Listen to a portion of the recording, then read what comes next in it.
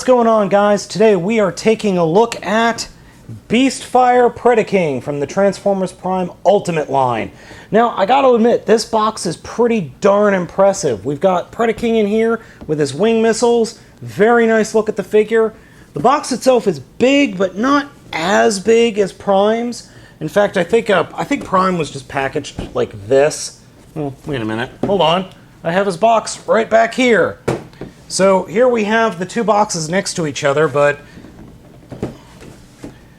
well, they're roughly the same. Prime's is a little taller, so they're supposed to be packaged together, I thought. Completely forgot I didn't throw that box out yet. First impressions of this thing right out of the box are, yowza, this thing is big. It is big and intimidating. Roar, roar, feed me. I mean, look at this thing.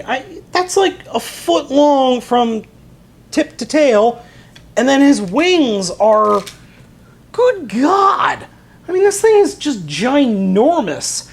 And it's ginormous in the good way that Prime kind of wasn't. This doesn't feel all that cheap, and it feels somewhat well put together. I'm not too crazy about the dipping head. I would have liked a little bit more posability, but in and of itself, it is pretty cool. The only negative I can actually come up with, well, two. I can come up with two negatives, but the one really isn't a negative. The one, I don't care for these crossbows. They're kind of these little crossbow weapons. I think that's kind of dumb, but oh well. The one big negative, but I'm actually glad it's there, are the wings. The wings just pop off. I mean, look at that. They're just round plastic that ratchets along parts of the back. Actually, that's pretty good on Hasbro's design part, because if you think about it, if you're a kid with this giant-ass dragon toy, the wings would probably be the first thing to break. So now that we've taken a look at Dragotron here, or Predaking, let's go ahead and get him over to the review table and get on with the review. One thing about the Chief Predaguy here that I did not realize until I started fiddling with him after, of course, I recorded the first look, is his legs are mistransformed in the actual box. So, whoa, there goes the wing. This, okay, here are his hind legs. This is how they're transformed in the box. This is how they're supposed to be transformed. So what you're going to do, turn them around and unpeg them from like this. So here's the hinge of the knee, flip it around and peg it in. And that actually fixes one of the issues that I was going to talk to you guys about. So yeah, read the directions before you do the preview, Spada. It helps. So here we have Predaking in Dragon mode, and as you can see, it is pretty darn big. To give you guys an idea on the size of the Dragon mode, here is MP10, my gold standard for figure size. So he's pretty up there in size. Now, I will freely admit that posing this guy is a little bit of a challenge, simply because on my figure, one, the wings just don't ratchet in all that well, and maybe I've got them on backwards or something, or maybe I broke it already, but they just do not want to stay ratcheted on. And as soon as I start to move it, well, the weight just takes it and folds it down. The other thing, well, you know what, let's just take the wings off for right now. The other thing is that these arms are really kind of floppy at the elbows. I mean, they're pretty loose at the elbows. Maybe I could tighten them. I've actually tried to tighten them with this screw. I'm not sure of any other way I can really tighten them up. Also, I really don't care for this head. This gimmick is kind of cool, but you can't pose the head in any way. Like, you can't lock it into place. It just kind of falls back, and then if you push it all the way back, he's just staring up proudly into space, like he doesn't know if there's an Autobot standing right here in front of him. Little on the dumb side, I would have to say.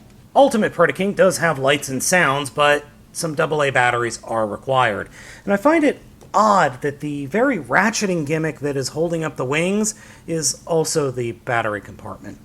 Decent engineering on Hasbro's part, but I'm just wondering if that's affecting my wing posability at all. So the light up gimmick is light up power breath. And unfortunately there are no sounds, but here is the gimmick. Blarg! Blarg! Blarg! It's not a bad gimmick, I gotta admit. I kind of like the light, but if you don't have it in complete darkness, it's not exactly red. It's kind of yellowish. Reattaching the wings is very simple. Just snap them back onto place. And I actually like the way he looks without the wings, believe it or not. I think the way he looks without them is pretty cool. It just seems like it seems unfortunate that I have an issue with the right side wing. Okay, stay, please, pretty please. Okay, there we go.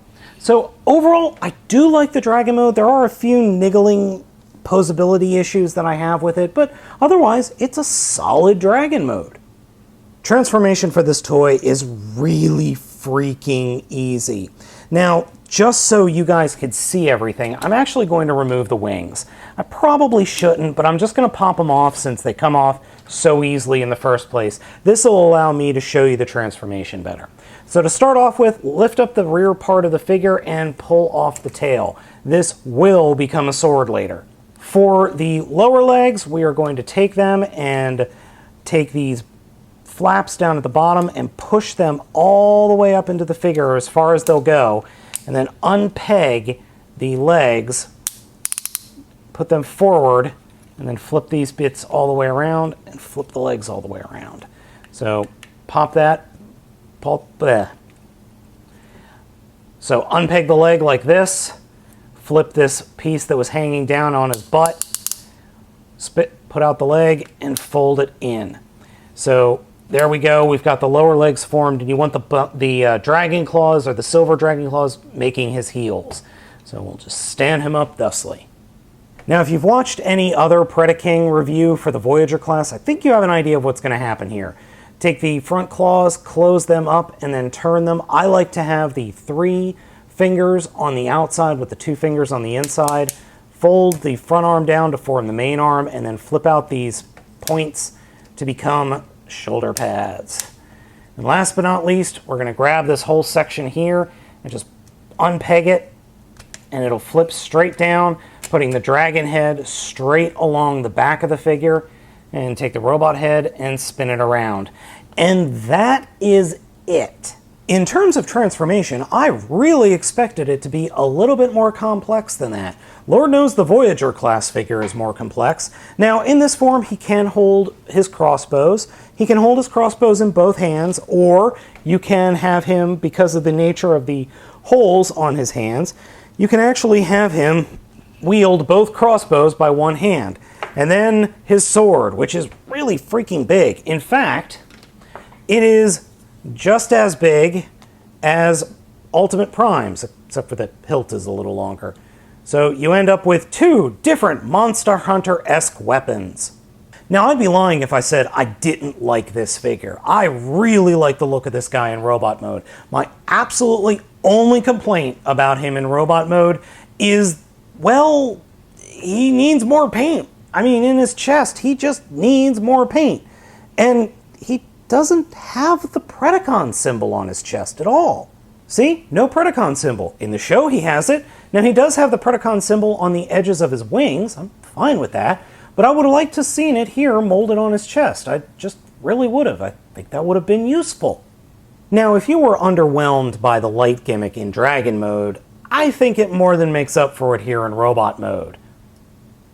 That is just badass. I love the way that looks.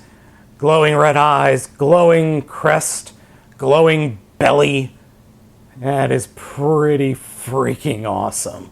Now, as I plunge us into complete darkness, we're going to take a look at Ultimate Prime's glowy bits and Predaking's glowy bits. In complete darkness, both of them are pretty damn cool. So here we have Ultimate Predaking next to Ultimate Optimus Prime. As you can see, Prime, I don't know, towers over Predaking, which at the time of this recording, we haven't seen the two bots standing next to each other. We've just seen Prime kind of smashing into Predaking, and that's about it. But good lord, is there a size difference. Predaking has pretty darn good posability as well. Head, swivels, shoulder, ratchet, elbow, swivels, and then ratchets. Hips, ratchet.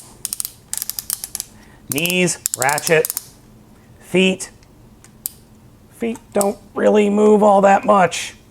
In robot mode, posability-wise, the only thing you really have to be careful about are the actual wings. So you can have the wings splayed out to the side like this, or you can have them posed pointing straight back. Now, either way, you are going to get some top heaviness happening because of the wings. Nothing I could do about that. Nothing the designers could really do about that. Because the wings, well, they're 21 inches of Batman-y goodness. I'm Batman. So here we have Voyager class Predaking, and here we have Ultimate class Predaking. Yeah, the Voyager is significantly smaller, but the Voyager has a much more complex transformation, while the Ultimate one, I think, is a more fun figure. Now, I have my own issues with the Voyager class Predaking, specifically the pokiness of it, but I really do like this figure. Yes, he has some problems. Yes, he has a few issues, but I love the light gimmick in his robot mode. I mean, he's got a flaming belly for crying out loud. But overall, he's a pretty darn fun figure. He's not perfect, as I've said, but he has more personality than some of the other figures, or I should say, than the other figure in this size class. This guy is just a much better figure than Ultimate Prime. Ultimate Predaking does need better paint apps, not gonna lie.